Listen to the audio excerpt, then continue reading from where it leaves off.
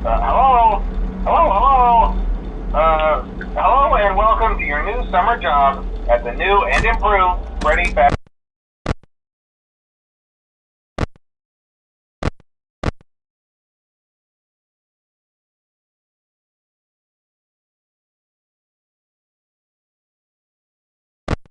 Bear's Pizza. I'm here to talk you through some of the things you can expect to see during your first week here and to help you get started down this new and exciting career path. Now, I want you to forget anything you may have heard about the old location. Some people still have a somewhat negative impression of the company. That old restaurant was kind of left to rot for quite a while, but I want to reassure you, Fazbear Entertainment is committed to family fun and, above all, safety. They've spent a small fortune on these new animatronics. Facial recognition, advanced mobility. They even let them walk around during the day. Isn't that neat? But most importantly, they're all tied into some kind of criminal database so they can detect a predator a mile away. Heck, we should be paying them to guard you. Now, that being said, no new system is without its kinks. You're only the second guard to work at that location. The first guy finished his week but complained about conditions. We switched him over to the day shift. So, hey, lucky you, right? Mainly he expressed concern that certain characters seemed to move around at night and even attempted to get into his office. Now, from what we know, that should be impossible. That restaurant should be the safest place on Earth. So while our engineers don't really have an explanation for this, the working theory is that the robots were never given a proper night mode. So when it gets quiet, they think they're in the wrong room. So then they go try to find where the people are, and in this case, that's your office. So our temporary solution is this. There's a music box over by the prize counter, and it's rigged to be wound up remotely. So just every once in a while, switch over to the prize counter video feed and wind it up for a few seconds. It doesn't seem to affect all of the animatronics, but it does affect one of them. And as for the rest of them, we have an even easier solution.